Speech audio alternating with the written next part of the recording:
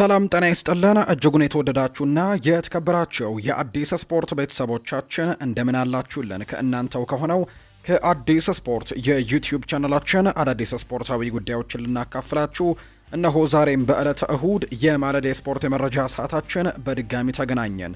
ስለምታደምጡን ስለምትከታተሉን ቆይታችሁ ከኛ ጋርም ስለሆነ እጅጉን ከልብ አድርገን ነው የምናመሰግነው። በዛሬ ፕሮግራማችን የተለያዩ ስፖርታዊ ጉዳዮችን ወደ እናንተ እያደረሰን ቆይታን የምናደርግ ይሆናል። ትላንትና ሲጠበቁ የነበሩ የተወዳጁ የእንግሊዝ ፕሪምየር ሊግ መርሃ ግብሮች ቀጥለው ተደርገዋል። 30ኛ ሳምንት ጨዋታዎች ናቸው ትላንትና የተደረጉት። የተለያዩ ውጤቶች ተመዝግበዋል። በተለይ አርሰናል ድል ቀንቶታል። ማንቸስተር ሲቲ ደግሞ ሌላ ነጥብ የጣለበት ጨዋታ ሆኖ የትላንትናው ዕለት ተጠናቋልና አሁን ላይ አርሰናል በሊጉ መሪነቱ ላይ በጣም ከፍ ብሎ የተቀመጠበት፣ ማንቸስተር ሲቲ ደግሞ ከዋንጫ ፉክክሩ እየራቀ የመጣበት አይነት ውጤት ነው የተመዘገበው። የትላንትናውን ጨዋታ አርሰናል ማሸነፉን ተከትሎና ከዛ ውጭ ማንቸስተር ሲቲ ነጥብ መጣሉን ተከትሎ በማካከላቸው ያለ ነጥብ ልዩነት ወደ 9 የሰፋበት ሆኗል። አርሰናሎች 31ኛ ሳምንት ጨዋታቸውን ያደረጉት ከዚህ በኋላ 7 ጨዋታዎች ብቻ ነው የሚቀራቸው። በአንጻሩ ማንቸስተር ሲቲ አንድ ቀሪ ጨዋታ አለው። እሱን የሚያሸንፍ ከሆነ የነጥብ ልዩነቱ ወደ 6 ነው ማጥበብ የሚችለውና አሁን ላይ በርካቶች የዋንጫ ነገሩ እያበቃለት የመጣበት ጉዳይ ነው እየተናገሩ የሚገኙት። አርሰናል ከሚቀሩት 7 የሊግ ጨዋታዎች ከለንደን ወጥቶ የሚጫወተው አንድ መርሃ ግብር ብቻ ነው ከከተማ ወጥቶ የሚጫወተው፣ እሱም ከማንቸስተር ሲቲ ጋር የሚደረገው መርሃ ግብር ነው። ከዛ በተረፈ ግን 4ቱን ጨዋታዎች በሜዳው ነው የሚጫወተው። 2ቱን ደግሞ ከዌስትሃም ዩናይትድ እና ከክሪስታል ፓላስ ጋር ከሜዳ ውጪ ጨዋታውን ያደርጋል። ነገር ግን እዛው ለንደን ከተማ ላይ ነው ጨዋታው የሚደረገው።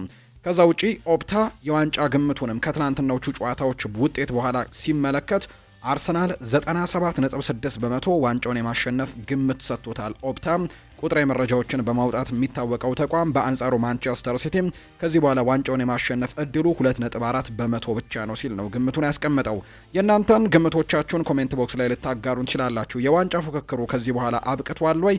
የእናንተን ሀሳብ አጋሩኝ። እኛ ግን ትላንትና የተደረጉ ጨዋታዎችን ሰፋ አድርገን እንመለከታለን። የሀገር ውስጥ መረጃዎችንም ማካተናል። ዛሬ ማንቸስተር ዩናይትድ እና አስተን ቪላ የሚያደርጉትም ጨዋታ ይጠበቃል። እነሱንም ጉዳዮች ሰፋ አድርገን እንመለከታለን። ፉአድ ባህሩ የዛሬውን ፕሮግራም እየመራው ከእናንተ ጋር ቆይታን አደርጋለሁ። ቪዲዮአችንን ላይክ፣ ቻናላችንን ሰብስክራይብ እያደረጋችሁ ቆይታችሁን ከኛ ጋር አድርጉ። ከመሸጋገሪያ በኋላ በድጋሚ እንገናኛለን። አብራችሁኝ ቆዩ። የሀገር ውስጥ መረጃን በማስቀደም ነው የዛሬ ፕሮግራማችንን ውድ ቤተሰቦቻችን የምንጀምረው። በኢትዮጵያ ፕሪምየር ሊግ መርሃ ግብር ወልዋሎ አዲግራት ዩኒቨርሲቲ ትናንት ድሬዳዋ ከተማን 1-0 በሆነ ውጤት ማሸነፍ ችሏል። ለወልዋሎ አዲግራት ዩኒቨርሲቲ የማሸነፊያ ብቸኛዋን ጎልም ዳዊት ገብሩ ነው ትናንት ማስቆጠር የቻለው። ሌሎች ጨዋታዎችም እንዲሁ ነበሩ። ለምሳሌ ያክል ኢትዮጵያ መድን የአምናው ሻምፒዮን ከአርባ ምንጭ ከተማ ጋር ያደረገውን ጨዋታ 2-0 በሆነ ውጤት ማሸነፍ ችሏል። ወገን የገዛኸኝና አማኑኤል ኤርባው ለኢትዮጵያ መድን ሁለቱን ግቦች ያስቆጠሩ ተጫዋቾች ናቸው። የአምናው ሻምፒዮን ኢትዮጵያ መድን አሁን 12ኛ ደረጃ ላይ ነው የተቀመጠው 28 ነጥቦችን በመሰብሰብ ወልዋሎ አዲግራት ዩኒቨርሲቲም ተመሳሳይ 28 ነጥብ አለው። ድሬዳዋ ከተማም በተመሳሳይ 28 ነጥብ። እነዚህ ሶስት ቡድኖች 12ኛ፣ 13ኛና 14ኛ ደረጃ ላይ የተቀመጡ ቡድኖች ናቸው። በሌሎች የኢትዮጵያ ፕሪምየር ሊግ መርሃ ግብሮች እንዲሁ ትላንትና ሌሎች የተደረጉ ጨዋታዎች ነበሩ። ኢትዮጵያ ንግድ ባንክ ሐዋሳ ከተማን 4-2 በሆነ ውጤት ማሸነፍ ችሏል። ለኢትዮጵያ ንግድ ባንክ የማሸነፊያ ግቦቹን ናትናኤል ዳንኤል፣ አዲስ ግዳይ፣ ሁዘይፋ ሻፊና ሳይመን ፒተር ኳስና መረብን ያገናኙያቸው። ሐዋሳ ከተማን ከሽንፈት ያልታደጉ ግቦችን ደግሞ ሁለቱ አንጋፋ ተጫዋቾች ጌታነህ ከበደና ሽመልስ በቀለ ናቸው ከመረብ ጋር ያሳረፉት። በሌላ ጨዋታ ኢትዮጵያ ቡና አዳማ ከተማን 3-2 በሆነ ውጤት ማሸነፍ ችሏል። ዘላለም አባተ፣ በፍቃዱ አለማየሁና ሐምዛ ሱልጣን ለኢትዮጵያ ቡና ግቦቹን ያስቆጠሩ ናቸው። ለአዳማ ከተማ ደግሞ አህመድ ሁሴን ነው ኳስና መረብን ማገናኘት የቻለበትን አጋጣሚ የተመለከት ነው። በዚህም ኢትዮጵያ ቡና ድል ማድረግ ችሏል። ሐዋሳ ከተማ ትናንትና ሽንፈት ገጥሞታል። ነገር ግን 40 ነጥቦችን በመሰብሰብ ሁለተኛ ደረጃ ላይ የተቀመጠ ቡድን ነው። አዳማ ከተማ 33 ነጥቦችን ይዞ 7ኛ ነው። ኢትዮጵያ ቡና በ32 ነጥብ 8ኛ፣ ኢትዮጵያ ንግድ ባንክ ደግሞ በ30 ነጥቦች 10ኛ ደረጃ ላይ የተቀመጠ ቡድን ነው። ከሀገር ውስጥ የመጨረሻ መረጃችን የምናደርገው ከቅዱስ ጊዮርጊስ ጋር በተያያዘ አንድ መረጃን እናጋራችሁ። ለረጅም ዓመታት ቅዱስ ጊዮርጊስ ስፖርት ማህበርን በፕሬዝደንትነት ሲመሩ የነበሩት አቶ አብነት ገብረ መስቀል ከዚህ በኋላ በደጋፊነት እንጂ በፕሬዝደንትነት ክለቡን እንደማይመሩ ትላንትና በይፋ አስታውቀዋል። ቅዱስ ጊዮርጊስ እግር ኳስ ክለብ ያጋጠመውን የፋይናንስ ቀውስ ተከትሎ ስማቸው በተደጋጋሚ ጊዜ ሲነሳ የነበሩ አቶ አብነት ገብረ መስቀል በመጨረሻም ከክለቡ ፕሬዝደንትነት መልቀቃቸውን ነው ደብዳቤያቸውን ይፋ ያደረጉት። ታሪካዊና ከባድ ውሳኔ ሲሉ ጭምር ነው የገለጹት። 15 የኢትዮጵያ ፕሪሚየር ሊግ ዋንጫዎችን፣ 7 የአዲስ አበባ ከተማ ዋንጫን ወይም ሲቲ ካፕ የምንለውን፣ 9 የጥሎ ማለፍ ዋንጫዎችን፣ 7 የአሸናፊዎች አሸናፊ ዋንጫን በማንሳትና በኢትዮጵያ ታሪክ በአፍሪካ ቻምፒየንስ ሊግ ምድብ ውስጥ የገባ ብቸኛው ቡድን በማድረግ ታሪክ መስራት ችለዋል። በመልእክታቸውም ስለነበረን ጊዜያትና ስለ መልካም ጊዜያችን ሁላችሁንም አመሰግናለሁ። ቅዱስ ጊዮርጊስ ከልብ የምወደው ክለብ ነው ሲሉ ጭምር ነው የተናገሩት። ሁሌም ስኬቱን ብቻ ነው የምመኘው። በርካታ የስኬት ዓመታትን ከፊት ለፊታችን እንደሚጠብቀንም ተስፋ አደርጋለሁ ሲሉ ትናንትና በስንብት መልእክታቸው ላይ ይፋ አድርገዋል። ወደ ውጭ ሀገር ስፖርታዊ መረጃዎቻችን በቀጥታ እንውሰዳችሁ ውድ ቤተሰቦቻችን። የተወዳጁ የእንግሊዝ ፕሪምየር ሊግ 30ኛ ሳምንት ጨዋታዎች ትላንትና በርከት ባሉ ጨዋታዎች ቀጥለው ተደርገዋል። ሲጠበቁ የነበሩ ጨዋታዎች ወደ 5 ያክል መርሃ ግብሮች ናቸው ትላንትና በተወዳጁ የእንግሊዝ ፕሪምየር ሊግ የ30ኛ ሳምንት ጨዋታዎች የተደረጉት። በቅደም ተከተል እናንሳቸው። ቅድሚያ የተደረጉት 2 ጨዋታዎች በርንሌይ ከቦርንመዝ እና ሰንደርላንድ ከብራይተን ጋር ያደረጉት ጨዋታ ነው። በተለይ በርንሌይ እና ቦርንመዝ ያደረጉት ጨዋታ በርንሌይ ላለመውረድ እየታገለ ያለ ቡድን እንደሆነ ይታወቃል። ቦርንመዝ ደግሞ ባለፉት ጥቂት ሳምንታት የሚያሸንፍ እንኳን ቡድን ባይሆን ነገር ግን የሚሸንፍ አይነት ቡድን አይደለም፣ ወይም ደግሞ ቢያንስ ነጥብ ተጋርቶ የሚወጣ አይነት ቡድን እንደሆነ ትላንትናም በትክክል ያሳየበትን ጨዋታ ነው የተመለከትነው። ምክንያቱም ያለፉትን 4 ተከታታይ ጨዋታ ከተመለከትን የአንዶኒ ኢራኦላው ቦርንመዝ በአቻ ውጤት ያጠናቀቃቸው ውጤቶች ናቸው። ትላንትናም በተመሳሳይ በአቻ ውጤት የተጠናቀቀ መርሃ ግብር ሆኗል። ቦርንመዝ እና በርንሌይ ያደረጉት መርሃ ግብር ይሄ ጨዋታ ምንም አይነት ጎል ሳይቆጠርበት 0-0 በሆናቸው ውጤት ነው የተጠናቀቀው። ተርፍ ሙር ላይ የተደረገ መርሃ ግብር ነበር። ሌላኛው በተመሳሳይ ምሽት 12 ሰዓት ላይ የተደረገው ጨዋታ በስታዲየም ኦፍ ላይት ሰንደርላንድ ብራይተን ኤንድ ሆቭ አልቢዮንን የገጠመበት መርሃ ግብር ነው። ይህ ጨዋታም በብራይተን 1-0 አሸናፊነት ተጠናቋል። የፋቢያን ሁርዝሌር ቡድንን አሸናፊ ያደረገም ብቸኛውን ጎል ማስቆጠር የቻለውም 58ኛው ደቂቃ ላይ ያኩቡ ሚንቴ ነው። ኳስና መረብን ማገናኘት የቻለበትን አጋጣሚ ጭምር የተመለከትነውና ሰንደርላንድ በሜዳቸውና በደጋፊያቸው ፊትም ለብራይተን ኤንድ ሆቭ አልቢዮን እጃቸውን የሰጡበት መርሃ ግብር ሆኖ ተጠናቋል። ብራይተን ትናንትና ጨዋታውን ማሸነፉን ተከትሎ ደረጃውን በመጠኑም ቢሆን ማሻሻል ችሏል። 40 ነጥቦችን በመሰብሰብ 11ኛ ደረጃ ላይ መቀመጥ የቻለበትን አጋጣሚን የተመለከትነው። የነጥብ በጣም መቀራረቦች በጣም አሉ። ለምሳሌ ያክል 8ኛ ደረጃ ከተቀመጠው ቡድን ብራይተን 11ኛ ደረጃ ላይ የተቀመጠው፣ እንዲሁ 13ኛ ደረጃ ላይ የተቀመጠው ሰንደርላንድ እንኳን ያላቸው የነጥብ ልዩነት 3 ነው። ከ8ኛው እስከ 13ኛው ደረጃ ድረስ ያላቸው የነጥብ ልዩነት 3 ነውና አንድ ጨዋታን ማሸነፍ በትልቁ ደረጃቸውን ለማሻሻልና እንዲሁ ደግሞ በአውሮፓ ምናልባት የኮንፈረንስ ሊግ ተሳትፎን ጭምር እንኳን ለማግኘት እድል የሚያገኙበት እድልን ይሰጣል ተብሎ ይታሰባልና ትላንትና ብራይተን ከሜዳ ውጪ ወደ ሰንደርላንድ ስታዲየም ኦፍ ላይት አቅንቶም ጨዋታውን 1-0 በሆነ ውጤት ነው ማሸነፍ የቻለው። ሌሎቹን ጨዋታዎች እንመልከት። አርሰናል ትላንትና በሜዳውና በደጋፊው ፊት ከኤቨርተን ጋር ጨዋታውን አድርጓል። ይሄ ጨዋታም በተለይ ለዋንጫ ፉክክሩ እጅግ በጣም የሚጠበቅ አይነት ጨዋታ እንደሆነ ስንገልጽም ነበር። እኛም ከጨዋታው በፊት አንስተነዋል። በርካቶችም የሚያውቁት ጉዳይ ነው። ምክንያቱም አሁን ላይ ወደ መጨረሻዎቹ ሳምንታት በጣት ወደሚቆጠሩ ጨዋታዎች ብቻ እየቀሩ ነው። ለምሳሌ ያክል አርሰናል ትናንትና ጨዋታውን ካደረገ በኋላ ከዚህ በኋላ በፕሪሚየር ሊግ የሚቀረው የጨዋታ ብዛት 7 ብቻ ነው። 31ኛ ሳምንት ጨዋታውን ነው ትናንት ለአርሰናል ያደረገው። ቀደም ብሎ አንድ መርሃ ግብር ከወልቨርሃምፕተን ወንደረርስ ጋር ከማድረጉ ጋር በተያዘው ሌሎቹ 30ኛ ጨዋታቸውን ያደረጉት አርሰናል በአንጻሩ 31ኛ ጨዋታውን ትናንትና አድርጓልና ከዚህ በኋላ የሚቀሩት የፕሪሚየር ሊግ ጨዋታዎች ብዛት 7 ብቻ ናቸውና እያንዳንዱ ጨዋታ ላይ ከዚህ በኋላ ነጥብ ይዞ መውጣት ወደ ዋንጫው በጣም እያቀረባቸው እንደሚመጣ ይታወቃል። በተለይ ደግሞ ተቀናቃኛቸው ማንቸስተር ሲቲ በተደጋጋሚ ነጥቦችን እየጣለ መምጣቱ ለአርሰናል ሁሉ ነገር አልጋ ባልጋ እያደረገው እንደሚገኝ ነው እየተመለከትን የምንገኘው። ትላንትና እጅግ በጣም ይፈትነዋል ተብሎ ምክንያቱም ኤቨርተኖችም ዘንድሮ በጣም ጥሩ የሚባል ጊዜን እያሳለፉ ነው።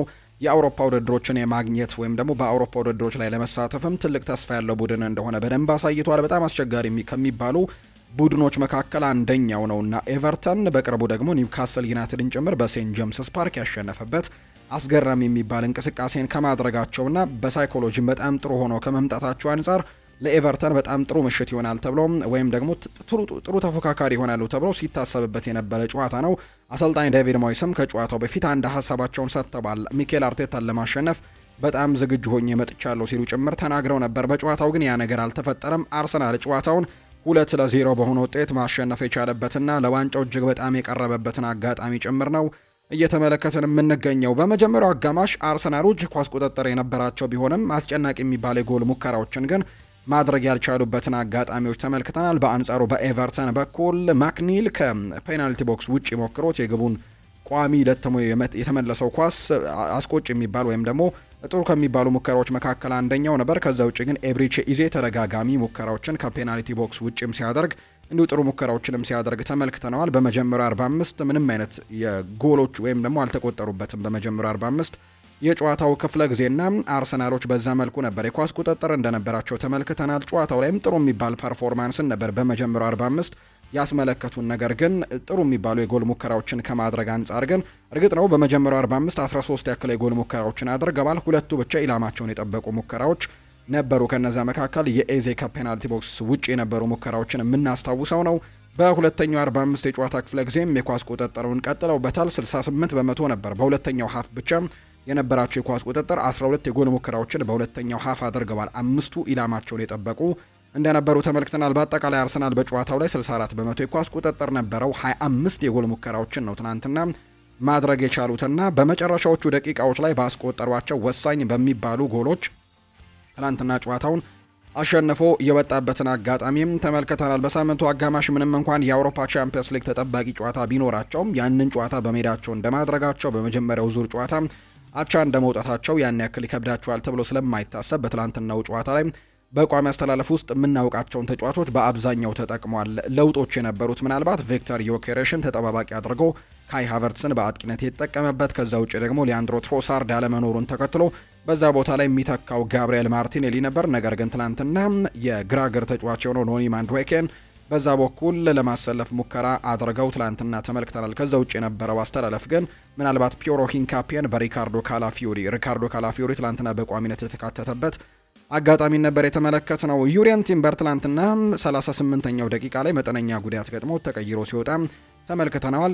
የመጀመሪያው ቀያሪም እሱ እንደሆነ ጭምር የተመለከትነው። በአጠቃላይ ግን አርሰናል የትላንትናውን ጨዋታ 2-0 ማሸነፉን ተከትሎ አሁን ላይ ዋንጫውን ለማሸነፍ ከበርከት ካሉ ዓመታት በኋላ ወደ ዋንጫው በጣም የቀረቡበት ጊዜ እንደሆነ በርካቶች እያነሱ ይገኛሉ። ከትላንትናው ድል በኋላ አብዛኞቹ ግምቶች አርሰናል አሁን ዋንጫውን ማሸነፊያ ጊዜው መሆኑን እያረጋገጠ መጥቷል፣ ወይም ደግሞ የዋንጫው ማረፊያ የት እንደሆነ ታውቋል የሚሉ አይነት ሀሳቦችን ጭምር ነው ትላንትና ያነሱት። ተቀይሮ የገባው ቪክተር ዮኬሬሽ ትላንትና የመጀመሪያውን ጎል ያስቆጠረው እሱ ነው። አርሰናሎች ጎል ለማስቆጠር እጅግ በጣም ተቸግረው እንደነበር ጭምር ተመልክተናል። በትላንትናው ጨዋታ ላይ ተደጋጋሚ ሙከራዎችን ቢያደርጉም የኳስ ቁጥጥሩን በደንብ ይዘውት ቢጫወቱም ነገር ግን የጎል ሙከራዎችን ወደ ጎልነት ለመቀየር እጅግ በጣም ተቸግረው ተመልክተን ነበር። 89ኛው ደቂቃ ላይ ግን ተቀይሮ የገባው ቪክተር ዮኬሬሽ ቀለል ያለ ጎል እንኳን ቢሆን በቦታው ላይ መገኘቱ በርካቶች የጎሉን ጥሩነት እንዲገልጹት አድርጓል። ቀለል ያለ ጎል ቢሆንም ግብ ጠባቂው ያልነበረበት አጋጣሚ ቢሆንም ነገር ግን አጥቂዎች ደግሞ ጎሎችን ለማስቆጠር ራይት ታይም ላይ ወይም እዛው ፕሌስ ላይ መገኘት፣ ጥሩ ቦታ ላይ መገኘት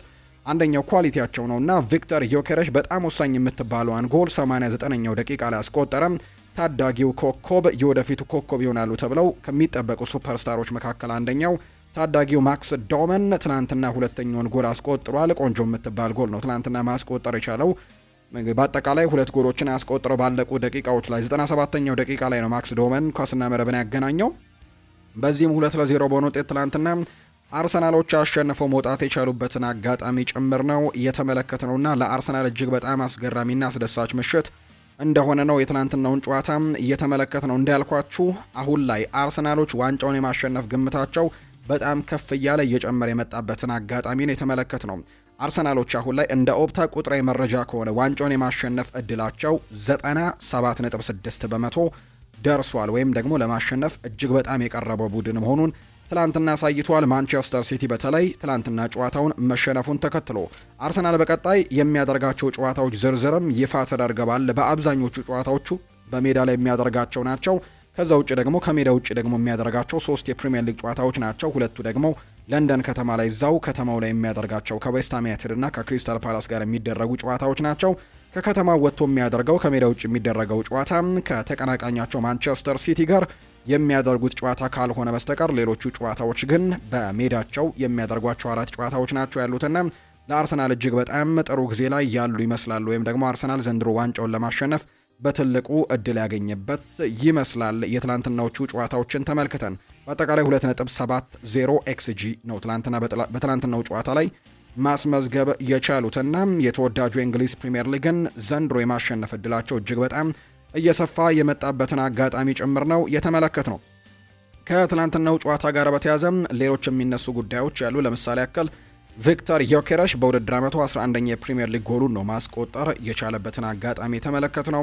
አርሰናል በፕሪሚየር ሊጉ በተቀያሪ ተጫዋቾችም 11 ጎሎችን በማስቆጠር ዘንድሮ ቀዳሚው ክለብ ሆኗል። ወይም ከተቀያሪ ወንበር እየተነሱ ለቡድኑ ተጽዕኖችን በመፍጠር ለውጦችን በማምጣት ጎሎችን በማስቆጠር ዘንድሮ አርሰናል ቀዳሚው ክለብ ነው። 11 ጎሎች ከተቀያሪ ተጫዋቾች ማግኘት ችሏል። ትላንትና እንኳን ሁለቱም ጎሎች የተቆጠሩት በሚኬል አርቴታ ቀያሪዎች ወይም ደግሞ ሚኬል አርቴታ በቀየራቸው ተጫዋቾች ናቸውና ትላንትና ጥሩ ቀያሪም እንደሆነ ጭምር ውጤታማ ቀያሪ እንዳደረገ ጭምር ተመልክተናልና በዚህ ውድድር ዓመት 11 ጎሎችን ተቀይረው ከገቡ ተጫዋቾች አግኝቷልና ይህም በፕሪሚየር ሊጉ ቀዳሚ ያደርጓቸዋል።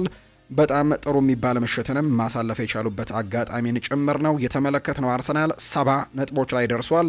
አሁን ላይ ፕሪሚየር ሊጉንም እየመራ ነው የሚገኘው። ትላንትና ማክስ ዶመን እጅግ አስደናቂ ድንቅ ልጅ መሆኑን በትክክል አሳይቷል። በርካቶችም ስለዚህ ታዳጊ ኮከብም ሀሳባቸውን እየሰጡ ነው። ከነዚህ መካከል አንደኛው አጥቂው ቪክተር ዮኬሬሽ ነው ሀሳቡን የሰጠው። ማክስ ዶመን ድንቅ ልጅ ነው፣ ፍርሃት የሚባል ነገር በጭራሽ አያውቅም ሲል ነው አጥቂው ምስክርነቱን የሰጠው። የአርሰናሉ ቀዳሚን ግብ ጠባቂ ያስቆጠረው ቪክተር ዮኬሬሽ ማክስ ዶመን ባሳየው እንቅስቃሴ መደነቁን ጭምር ነው የተናገረው። ትላንትና ቪክተር ዮኬሬሽ ላስቆጠረው ጎልም ኳሱ መነሻው የነበረው ከማክስ ዶመን እንደነበር። ማክስ ዶመን ያሻገረውን ኳስ ነው ፒዮሮ ሂንካፒየን ገጭታ ቪክተር ዮኬሬሽ ጋር የደረሰችውና ለዛም ጎል መቆጠር ደግሞ መነሻው የነበረው ኳስ የማክስ ዶመን እንደነበር ጭምር ተመልክተናል። ዶመን አስደናቂ ተጫዋች ነው ያለው ቪክተር ዮኬሬሽ በተረጋጋ መልኩ ያለ ፍርሃት ነው የሚጫወተው ሲል አድናቆቱን ጭምር ገልጾለታል። እሱ ሁልጊዜም ኳስ ሲደርሰው ትክክለኛ ውሳኔ ነው የሚያደርገው፣ ለሱ በጣም ደስተኛ ነኝ ሲልም ጭምር ነው የተናገረው። ማሸነፍ ምን ያክል አስፈላጊ እንደሆነ ጠንቅቀን እናውቃለን። በቡድን ውስጥም ትክክለኛው አስተሳሰብና እምነትን ይዘን ከገባን ማንኛውንም ነገር ማሳካት እንችላለን ሲልም ነው ቪክተር ዮኬሬሽ ሀሳቡን እየሰጠም የሚገኘው። አርቴታ ደግሞ ማክስ ዶመን የሚያደርገው ነገር ተፈጥሯዊ አይመስለኝም፣ ድንቅ ልጅ ነው ሲልም ጭምር ነው ያሞካሸው። የአርሰናሉ አሰልጣኝ ሚኬል አርቴታ ማክስ ዶመን ሜዳ ላይ ያሻውን እንዲያደርግ ፍቃድ ሰጥቶት እንዳስገባው ጭምር ነው የተናገረው። ማክስ ዶመን እያደረገ ያለው ነገር ተፈጥሯዊ ነገር አይመስለኝም ያለው ሚኬል አርቴታ አስቸጋሪ ጊዜ አያስፈራውም ወይም ደግሞ ምንም ተጽዕኖች አይፈጥሩበትም አስቸጋሪ በሚባል ጊዜ እንኳን ብሏል። ለዶመን ገብቴ የፈለከውን ነገር አድርግ ብዬ ነው ያስገባሁት፣ እናም ድሉን አምጣ ብዬ ነግሬውን ያስገባሁት፣ ያንንም ነገር አድርጎልኛል ሲልም ጭምር ነው አሰልጣኝ ሚኬል አርቴታ የሚናገረው።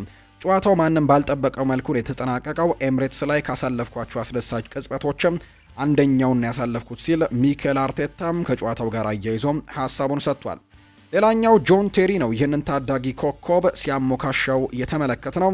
ጆን ቴሪ ሲናገር ማክስ ዶመን ብቃቱ በጣም ትልቅ ነው ሲልም ጭምር ይናገራል። በህይወቴ ተጫዋቾችን እንዲህ ሲቀንስ ወይም ሲያልፍ በማየት ረገድ ከሊዮኔል ሜሲ ውጪ እንደዚህ አይነት ድንቅ ብቃት ያለው ተጫዋች አይቼ ማውቅ አይመስለኝም ሲልም ነው የተናገረው። ይሄ የ16 ዓመት ታዳጊ ግን በትላንትናው ጨዋታ ላይ በሜዳ ላይ ይህኑ ነገር ሲደግሞ ተመልክቻለሁ። ልክ እንደ ሊዮኔል ሜሲ ነበር ሜዳ ላይ እየተመለከቱት የነበረውና ማክስ ዶመን በእውነትም የተለየ ተጫዋች ነህ ሲልም ጭምር ነው ጆን ቴሪ ሀሳቡን የሰጠውና በጣም በርካቶች ለዚህ ታዳጊ ኮከብ አድናቆታቸውን እየሰጡት እንደሚገኝ ጭምር ነው የተመለከትነውና ለአርሰናል በጣም ድንቅ ምሽት እንዲሁ ደግሞ ለማክስ ዶመንም የማይረሳው አይነት ምሽት ሆኖ የትላንትናው ጨዋታ ተጠናቋል። የአሰልጣኝ ሚኬል አርቴታን ቀያሪዎች ደግሞ ወይም ደግሞ የቀያሪ ነገርን ደግሞ ማድነቅም በጣም በትልቁ የሚያስፈልግበት ምሽት ነበር። ቀያሪዎቹ በትክክል የሰሩበትና ውጤት ያመጣበት ምሽትም እንደሆነ ጭምር ነው የተመለከትነው። አርሰናል ኤቨርተንን 2-0 በሆነ ውጤት ማሸነፍ የቻለበት ምሽት ሆኖ ተጠናቋል። በኋላ ላይ የደረጃ ሰንጠረዡን በስፋት እናነሳዋለን። ሌላኛው ቼልሲና ኒውካስል ዩናይትድም ልክ ተመሳሳይ ሰዓት ላይ አርሰናልና ኤቨርተን ባደረጉት ጨዋታ ሰዓት ላይ ነው ጨዋታቸውን ያደረጉት። በተለይ የአውሮፓ ቻምፒየንስ ሊግን ይዞ ለማጠናቀቅ በሚደረገው ፉክክር ላይ አሁን አራት ቡድኖች በትልቁ እየተፋለሙ እንደሆነ ይታወቃል። ማንቸስተር ዩናይትድ 3ኛ ደረጃ ላይ የተቀመጠው ቡድን፣ 4ኛ ደረጃ ላይ የተቀመጠው አስተን ቪላ እንዲሁ ደግሞ ቼልሲና ሊቨርፑል በአውሮፓ ቻምፒየንስ ሊግ ቦታን ይዞ ለማጠናቀቅ በሚደረገው ፉክክር ላይ በጣም በትልቁ እየተፎካከሩ እንዳለ ይታወቃል። ዘንድሮ ምናልባት እንግዲህ የእንግሊዝ ቡድኖች በቻምፒየንስ ሊጉ ላይ የሚያመጡት ውጤት ተጽዕኖ ሊፈጥር ቢችልም አሁንም ቢሆን ግን ፕሪሚየር ሊጉ 5 የአውሮፓ ቻምፒየንስ ሊግ ተሳታፊ ቡድኖችን የመያዝ አቅሙ ሰፊ እንደሆነ ወይም ደግሞ 5 የቻምፒየንስ ሊግ ተሳታፊዎችን የሚያሳትፍበት እድሉ በጣም ትልቅ እንደሆነ ይነገራልና 5 ተሳታፊዎችን የሚያሳትፍ ከሆነ ከነዚህ አንዳቸው ብቻ ናቸው ከአውሮፓ ቻምፒየንስ ሊግ ሊወጡ የሚችሉበት እድል ይኖራል ተብሎ የሚታሰበው ምክንያቱም እስከ 6ኛ ደረጃ ድረስ ስለተቀመጡ ቸልሲ በጣም ጠንከር ያሉ ተጋጣሚዎች እንዳሉበት ትላንትና ጠዋት በነበረው ፕሮግራማችንም ስናነሳ ነበር። ፈተናዎቹ የጀመሩት ከአስተን ቪላ ጋር ከተደረገው ጨዋታ ከሱ ጋር እንደነበር ገልጸንላቸዋል። ከዚህም በኋላ ግን በጣም ጠንከር ያሉ ተጋጣሚዎች እነ ማንቸስተር ሲቲን እነ ማንቸስተር ዩናይትድን በተከታታይ የሚገጥሙበት መርሃ ግብሮች እንዳሉ ስንገልጽላችሁ ነበር። የትላንትናው ጨዋታም ሌላኛው ፈተና እንደሆነ ጭምር ገልጸንላችሁ ነበር። በአንጻሩ በሳምንቱ አጋማሽ ግን ከፓሪስ ሰን ዠርሜን ጋር ያሳዩት ጥሩ ደግሞ ጨዋታ እንደነበር ገልጸንላችሁ ምናልባት በመጨረሻዎቹ ደቂቃዎች ላይ በስህተቶች የተቆጠረባቸው ጎል የሰፊ ጎል ልዩነት ሽንፈት አስተናገዱ እንጂ በጨዋታው ላይ ጥሩ እንደነበሩ ገልጸንላችሁ ነበር። ትላንትና ቸልሲ ከኒውካስል ዩናይትድ ጋር ጨዋታውን አድርገው በሜዳውና በደጋፊው ፊት በስታንፈርድ ብሪጅ ሌላ ሽንፈት አስተናግዶ የወጣበት በአውሮፓ ቻምፒየንስ ሊግ ደግሞ ለመሳተፍ አሁንም በትልቁ አጣብቂኝ ውስጥ የገባበት ውጤት ነው የተመዘገበው። አሁን ላይ 5ኛ ደረጃ ላይ ቢቀመጡም ነገር ግን ዛሬ ለምሳሌ ሊቨርፑል ጨዋታውን ያደርጋልና ሊቨርፑል ዛሬ ቶትንሃምን ማሸነፍ የሚችል ከሆነ ቸልሲን አልፎ የሚሄድበት፣ ማንቸስተር ዩናይትድ እና አስተን ቪላ ደግሞ እርስ በርስ ነው ጨዋታቸውን የሚያደርጉትና የሚያሸነፈው ቡድን ደግሞ ከቸልሲ በጣሙን የሚርቅበት የ6 ነጥብ ልዩነት የሚፈጥርበት አጋጣሚ ጭምር ይፈጠራል። እናም ቸልሲ ምናልባት ከዚህም በኋላ ካሉት በጣም ትልልቅ ከሚባሉ ተጋጣሚዎች አንጻር ምናልባት የአውሮፓ ቻምፒየንስ ሊግ ተሳትፎን ለማግኘት በጣም ከባድ ሊሆንበት እንደሚችሉ ነው ግምቶች እየወጡ የሚገኙትና ትናንትናም በትክክል ያንን ነገር ወይም ደግሞ በትክክል ያገኟቸውን ነገሮች መጠቀም ያልቻሉበት ጨዋታ ሆኖ ተጠናቋል። በሴንት ጄምስስ ፓርክ የተደረገው ጨዋታ በኒውካስል ዩናይትድ 1-0 አሸናፊነት ነው የተጠናቀቀው። ብቸኛውን ጎል ያስቆጠረው ደግሞ ትላንትና አንቶኒ ጎርደን መሆኑን ተመልክተናል። አንቶኒ ጎርደን ነው ኳስና መረብን ብቸኛውን ጎልም ማስቆጠር የቻለው 18ኛው ደቂቃ ላይ የተቆጠረው ጎል የሁለቱም ቡድኖች ውጤትም ለይቶ የወጣበት አጋጣሚ ጭምር ተመልክተናል። 67 በመቶ የኳስ ቁጥጥር የነበራቸው ቢሆንም 22 የጎል ሙከራዎችን ቢያደርጉም 3ቱ ብቻ ናቸው ኢላማቸውን የጠበቁት በትናንትናው ጨዋታ ላይና ኳስና መረብንም ማገናኘት ያልቻሉበት ጨዋታ ሆኖ ተጠናቋል። ቸልሲዎች በጣም አስከፊ የሚባል ምሽት ነበር የትናንትናው ጨዋታ። ለኒውካስል ዩናይትድ የጎል ስጦታ አበርክተንላቸዋል ሲልም ጭምር ነው ሊያም ሮስኒየር ከትላንትናው ጨዋታ በኋላ ሀሳቡን የሰጠው። የቸልሲው አሰልጣኝ ሊያም ሮስኒየር አንቶኒ ጎርደን ያስቆጠረው ግብ ታክቲካል ችግር ነው ሲሉ ጭምር ተናግረዋል።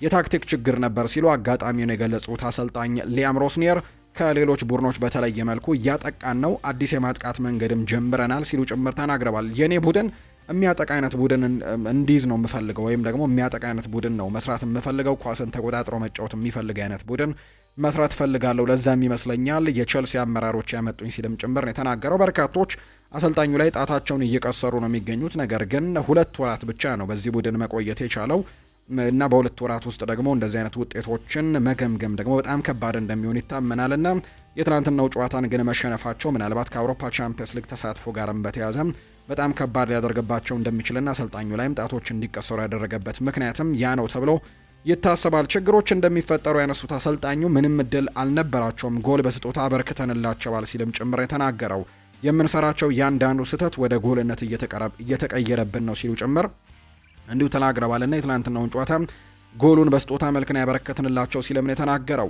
የኔ ሀሳብ ሁልጊዜም የበላይ ሆኖ ማጠናቀቅ ነው። እያንዳንዱን ጨዋታም ያለ ፍርሃት ነው የሚያሸንፍ ቡድን መገንባት የምፈልገው።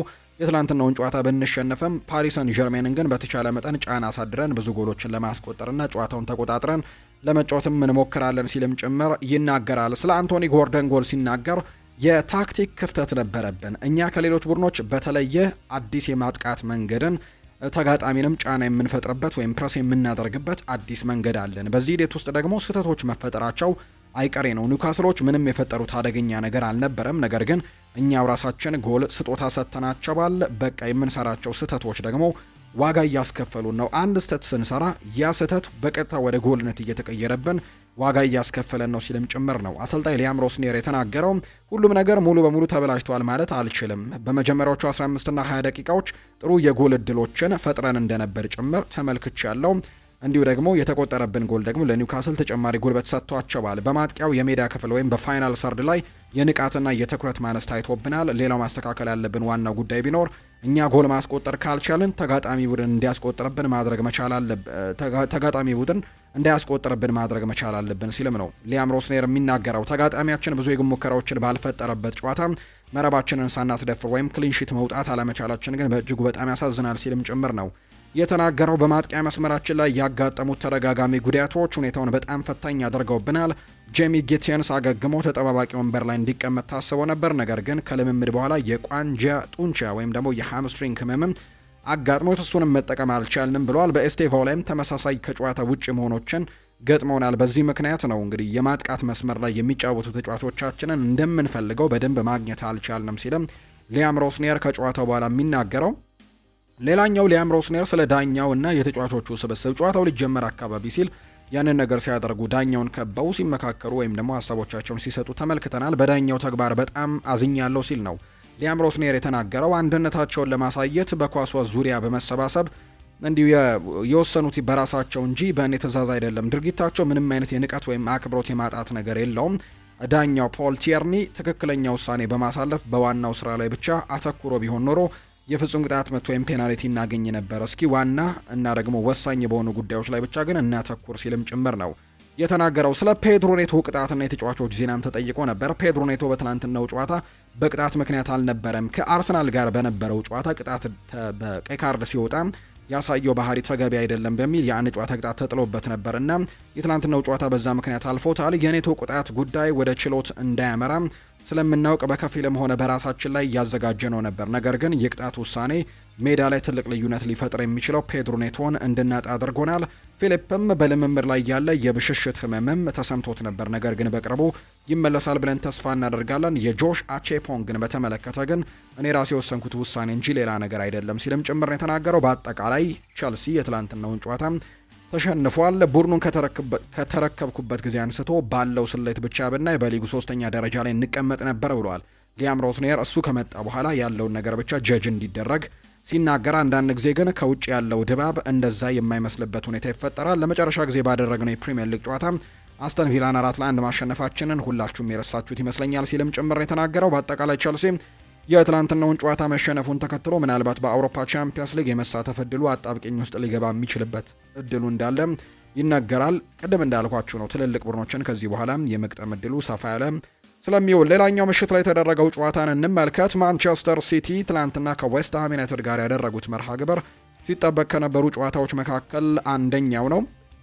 ይሄ እንግዲህ ማንቸስተር ሲቲዎች ከሜዳቸው ውጪ ወደ ለንደን ኦሎምፒክ ስቴዲየም አመርተው ያደረጉት ተጠባቂ ጨዋታ ነው። የትላንትናው ጨዋታ ከሁለት አይነት ጎን ወይም ከሁለት አይነት ማዕዘን በጣም የሚጠበቁ ጨዋታ እንደነበር በርካቶች ሲገልጹት እንደነበር እኛም ገልጸንላችሁ ነበር። ምክንያቱም ዌስትሃም ዩናይትድ አሁን ላይ ከወራጅ ቀጠናው ለመውጣት የተወሰኑ ነጥቦችን ማግኘት ይጠበቅበታል። ለምሳሌ ያክል የትላንትናውን ጨዋታ አቻ መውጣቱን ተከትሎ ወይም ደግሞ አንድ ነጥብ ማግኘቱን ተከትሎ ዌስትሃም ዩናይትድ ለጊዜውም ቢሆን ከወራጅ ቀጠና ወጥቷል። 17ኛ ደረጃ ላይ ተቀምጧል። ኖቲንግሃም ፎረስት ደግሞ እሱን ተክቶት ወደ ወራጅ ቀጠናው የገባ ቡድን መሆኑን አረጋግጧል። ነጥቦችን ማግኘት ለዌስትሃም ዩናይትድ በዚህ ሰዓት የህልውና ፈተና ነው ወይም ደግሞ በጣም ትልቁ ነገር ነው። ምክንያቱም ከወራጅ ቀጠናው ለመራቅ የሚያደርጉት ጥረት መፋጠን አለበት። ከዚህ በኋላ በጣት የሚቆጠሩ የፕሪሚየር ሊግ ጨዋታዎች እንደሚቀሩ ቀደም ብዬም ገልጬላችኋለሁና ካሁኑ ውጤቶችን መሰብሰብ የማይችሉ ከሆነ ከዚህ በኋላ አጣብቂኝ ውስጥ እየገቡ የሚመጡበት እድል ነው የሚኖረው።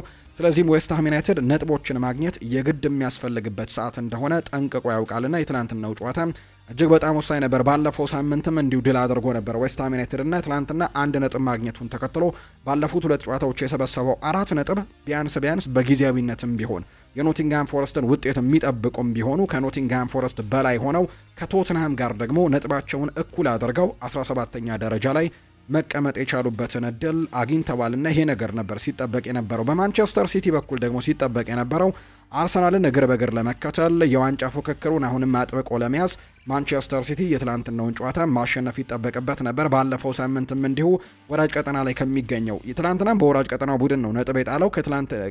ባለፈው ሳምንትም በፕሪሚየር ሊጉ 29ኛ ሳምንትም እንዲሁ ነጥብ የጣለው አሁን ወራጅ ቀጠናው ላይ በሚገኘው ኖቲንግሃም ፎረስት ነውና በተከታታይ ሁለት ጨዋታዎች ነጥብ መጣሉ ለማንቸስተር ሲቲ እጅግ አስከፊ ያደረገበትን አጋጣሚ ጭምር ነው የተመለከትነው። የትላንትናው ጨዋታ ለማንቸስተር ሲቲ እጅግ በጣም ወሳኝ ነበር፣ ለዌስትሃምም እንደዛው። ጨዋታውም 1-1 በሆናቸው ውጤት ነው የተጠናቀቀው። የማንቸስተር ሲቲን ግብ በርናርዶ ሲልቫ ሲያስቆጠረ ማቭሮፓኖስ ደግሞ ዌስትሃም ዩናይትድን አቻ ያደረገ ጎል ነው አስቆጥሮ ጨዋታው 1-1 የተጠናቀቀው። ውጤቱን ተከትሎ ቀሪ አንድ ጨዋታ ያላቸው ማንቸስተር ሲቲዎች ከሊጉ መሪ አርሰናል በ9 ነጥብ ርቀው እንዲቀመጡ አድርጓቸዋል። ዌስትሃም ዩናይትድ ነጥብ ማግኘቱን ተከትሎ ከወራጅ ቀጠናው መውጣት ችሏል። ነገር ግን ኖቲንግሃም ፎረስት ጨዋታውን እስኪያደርግ ድረስ ነው። ኖቲንግሃም ፎረስት ነጥብ ማግኘት የሚችል ከሆነ በድጋሚ የደረጃ ለውጦች ሊኖሩ ይችላሉ። ነገር ግን ነጥብ የማያገኝ ከሆነ ግን ለኑኖ ኤስፕሬንቶ ሳንቶ ቡድን እጅግ በጣም ጥሩ ምሽት እንደነበረ መናገር ይቻላል። ነጥብ ማግኘታቸውና ከወራጅ ቀጠና መውጣታቸው። የትላንትናውን ጨዋታ በቁጥራዊ መረጃ ብቻ ልግለጽላችሁ። የትላንትናው ጨዋታ በዌስትሃም ዩናይትድ በኩል 29 በመቶ ነው የኳስ ቁጥጥር የነበረው። በማንቸስተር ሲቲ በኩል 71 በመቶ የኳስ ቁጥጥር ነበር። በጣም ጋፕ ነበረው የኳስ ቁጥጥር ልዩነቱ። ከዛ ውጪ የተሞከሩትን ሙከራዎች ልንገራችሁ። ማንቸስተር ሲቲ በትላንትናው ጨዋታ 24 የጎል ሙከራዎችን የሞከረው፣ 6ቱ ኢላማቸውን የጠበቁ ነበሩ።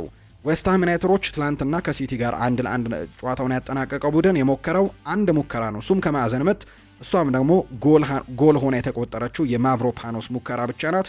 አንድ ሙከራ አድርገው አንድ ጎል አስቆጥረው እንግዲህ ነጥብ ተጋርተው ወይም ደግሞ አንድ ነጥብ ይዘው ወሳኝ ነጥብ ይዘው ትናንትና ከሜዳ የወጡበትን አጋጣሚን የተመለከትነውና እጅግ በጣም በትልቁ ልዩነት የነበረበት ጨዋታ ቢሆንም ነገር ግን ወሳኙን ነጥብ ግን ዌስትሃም ዩናይትዶች አንድ ነጥቡን አሳክተው ማንቸስተር ሲቲ ደግሞ በዋንጫ ፉክክሩ ላይ የሚያደርገውን ነገር ደግሞ እጅጉን በጣም አሳጥቶት ወይም ደግሞ በጣም ወደ ኋላ እንዲጎትተው ያደረገው አይነት ውጤት ሆኖ የትላንትናው ጨዋታ እንዲሁ እንዲጠናቀቅ የሆነበትን አጋጣሚ ጭምር ነው የተመለከትነውና ለማንቸስተር ሲቲ እጅግ አስከፊ የሆነ ምሽትን እያሳለፈበት ሆኖ ተመልክተነዋል። ኤርሊንግ ሃላንድ 2026 ከገባ እስካሁን ድረስ ከክፍት ጨዋታ ጎል ማስቆጠር አልቻለም። ትላንትና ጎል ማስቆጠር ያልቻለበትን አጋጣሚ ጭምር ነው የተመለከትነው።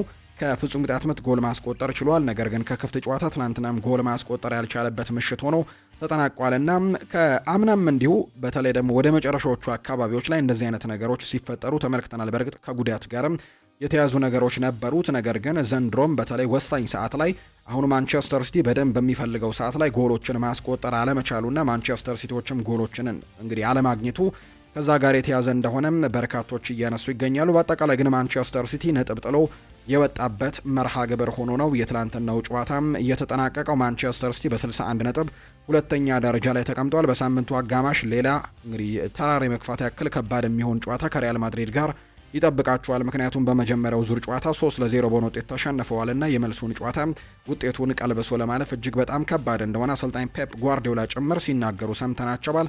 በጣም ጠንከር ያለ ጨዋታ እንደሚጠብቃቸው በሳምንቱ አጋማሽ ይታመናል። ከዛ ውጭ ደግሞ ሌሎች የሚደረጉ ጠንከር ያሉ ጨዋታዎች የሚጠብቋቸዋል። ማንቸስተር ሲቲዎች ለዋንጫው እስከ መጨረሻው እንፋለማለን ብሏል ፔፕ ጓርዲዮላ ከትላንትናው ጨዋታም በኋላም ቢሆን ሲናገር።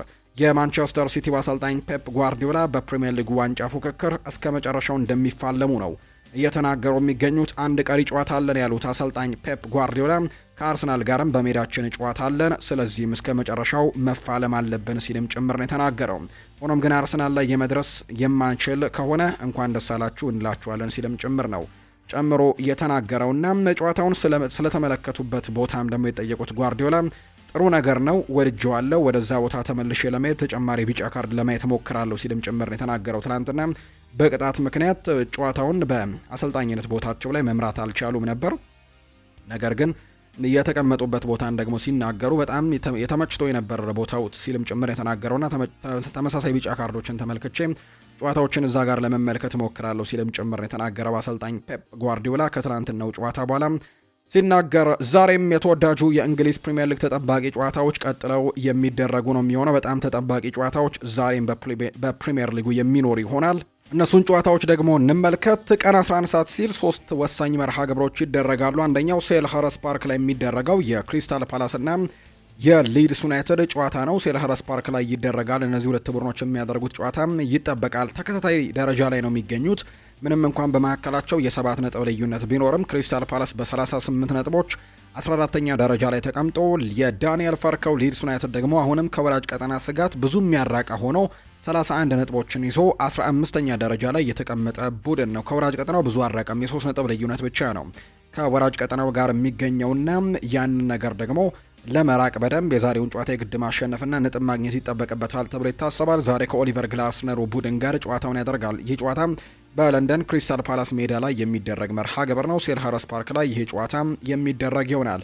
ሌላኛው ማንቸስተር ዩናይትድ እና አስተን ቪላ የሚያደርጉት ጨዋታ በአውሮፓ ቻምፒየንስ ሊግ ተሳትፎን ቦታ ለማግኘት ከሚደረጉ ፉክክሮች መካከል አንደኛው ነው። ሁለት ተመሳሳይ ደረጃዎች ላይ ወይም ተመሳሳይ ነጥቦች ላይ የሚገኙ 51 ነጥቦችን የያዙ ሶስተኛና አራተኛ ደረጃ ላይ የተቀመጡ ሁለት ቡድኖች የሚያደርጉት ጨዋታ ነው። የዛሬውን ጨዋታ ለሁለቱም ቡድኖች ማሸነፍ በተለይ የአውሮፓ ቻምፒየንስ ሊግን ቦታ ይዞ ለማጠናቀቅ በሚደረገው ፉክክር ላይ እጅግ በጣም ወሳኝ ይሆናል ተብሎ ይታሰባል። በተለይ ለማንቸስተር ዩናይትድ የዛሬውን ጨዋታ ማሸነፍ የሚችሉ ከሆነ በጣም ጥሩ ምሽትን ያደርግላቸዋል። ከዛ ውጭ ደግሞ የአውሮፓ ቻምፒየንስ ሊግ ቦታንም ይዞ ለማጠናቀቅ በደንብ እድሎችን ማግኘት የሚችሉበትን ነገር ይፈጥርላቸዋል ተብሎ ነው የሚታሰበው። ከሌሎቹ ተቀናቃኞቻቸውም በደንብ መራቅ ስለሚችሉ ለምሳሌ ያክል ትላንትና ቸልሲ መሸነፉን ተከትሎ በደንብ ከሱ መራቅ የሚችሉበትን እድል ያገኛሉና የዛሬውን ጨዋታ ለሁለቱም ማሸነፍ በጣም ጥሩ ነገሮችን ይሰጣል ተብሎ ይታሰባል። ጨዋታው የሚደረገው በኦልድ ትራፎርድ ነው። በመጀመሪያው ዙር እንደምታስታውሱት አስተን ቪላ 2-1 በሆነ ውጤት ማሸነፍ ችሎ ነበር። ሞርጋን ሮጀርስ እጅግ አስደናቂ 2 ጎሎችን አስቆጥሮ እንደነበር እናስታውሳለን እና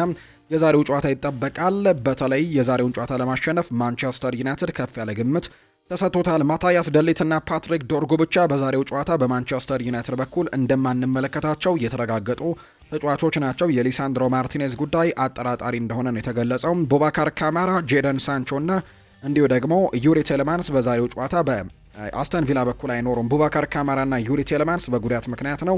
ጄደን ሳንቾ በአንጻሩ ደግሞ በእንግሊዝ አንድ ሕግ አለ። በውሰት የሚጫወት ተጫዋች እናት ክለቡን መቅጠም አይችልም እና ጄደን ሳንቾም ከማንቸስተር ዩናይትድ ነው አስተን ቪላን ተቀላቅሎ በውሰት እየተጫወተ የሚገኘው። ስለዚህ እናት ክለቡን ማንቸስተር ዩናይትድን መቅጠም ስለማይችል በዛሬው ጨዋታ ላይ የመሰለፍ ምንም አይነት እድል እንደሌለው ነው የተገለጸው። በግዙፉ ኦልድ ትራፎርድ ስቴዲየም ዛሬ ይሄኛው ጨዋታ ይደረጋል። አንቶኒ ቴይለር ደግሞ በመሀል ዳኝነት ጨዋታውን ይመሩታል ተብሎ ይታሰባል። ባለፉት የእነዚህ ሁለት ቡድኖች የእርስ በርስ 3 ግንኙነቶችን ከተመለከትን ሁለቱም ተመሳሳይ አይነት ድሎችን አግኝተዋል። አንዳንድ ድሎችን አግኝተው አንዱን ጨዋታ ደግሞ በአቻ ውጤት ነው ያጠናቀቁት። በዚህ ውድድር ዓመት በመጀመሪያው ዙር ቪላ ፓርክ ላይ በተደረገው ጨዋታ አስተን ቪላ ያኔ በጣም ጥሩ ፎርም ላይ እንደነበር እናስታውሳለን። 10-11 ተከታታይ ጨዋታዎችንም ያሸነፈበት ጊዜ እንደነበር እናስታውሳለን። በሞርጋን ሮጀርስ 2 ተመሳሳይ ቆንጆ የነበሩ ጎሎች ትናንትና አስቆጥሮ 2-1 በሆነ ውጤት አሸንፈው ነበር። ማታያስ ኩኛህ ነበር ብቸኛውን የማንቸስተር ዩናይትድ ጎል አስቆጥሮ የነበረው። ከዛ ውጭ ግን አምና ያደረጓቸውን 2 ጨዋታዎች ከተመለከትን ማንቸስተር ዩናይትድ በኦልድ ትራፎርድ 2-0 አሸነፈ። በቪላ ፓርክ ደግሞ 0-0 ያጠናቀቁት ጨዋታ ነበር አምና የምናስታውሰውና የዛሬው ጨዋታ ደግሞ በትልቁ እንዲጠበቅ ያደርገዋል ተብሎ ይታሰባል። የአውሮፓ ቻምፒየንስ ሊግ ቦታ ላይ የሚገኙ 3ኛና 4ኛ ደረጃ ላይ የተቀመጡ ቡድኖች ናቸው። በተለይ የዛሬው ጨዋታ ላይ አሰልጣኝ ማይክል ካሪክ ምን አይነት ሪስፖንስ ይሰጣሉ የሚለው ነገር በጣም በትልቅ ጉጉት እንዲጠበቅ ያደርገዋል። አሰልጣኝ ማይክል ካሪክ ይህን ቡድን ከያዙት በኋላ ማንቸስተር ዩናይትድን ከያዙት በኋላ እስካሁን ካደረጓቸው ጨዋታዎች አንድ ሽንፈት ብቻ እንደገጠማቸው ይታወቃል። በ29ኛው ሳምንት ከኒውካስል ዩናይትድ ጋር ባደረጉት ጨዋታ 2-1 በሆነ ውጤት ተሸንፈው እንደነበር እናስታውሳለን እና ከዛ ጨዋታ በኋላ ከሽንፈት በኋላ መልስም ምን አይነት ምላሽ በዚህኛው ጨዋታ ላይ ይሰጣሉ? በርካቶች የሚጠብቁት ጥያቄ ነው። ዛሬ ቀን 11 ሰዓት ላይ በሚደረገው ጨዋታ ደግሞ ምላሹን እናገኛለን ተብሎ ነው የሚታሰበው። ቀን 11 ሰዓት ሲል ጨዋታው ይደረጋል። በኦልድ ትራፎርድ ነው ይሄ መርሃ ግብር የሚደረገው።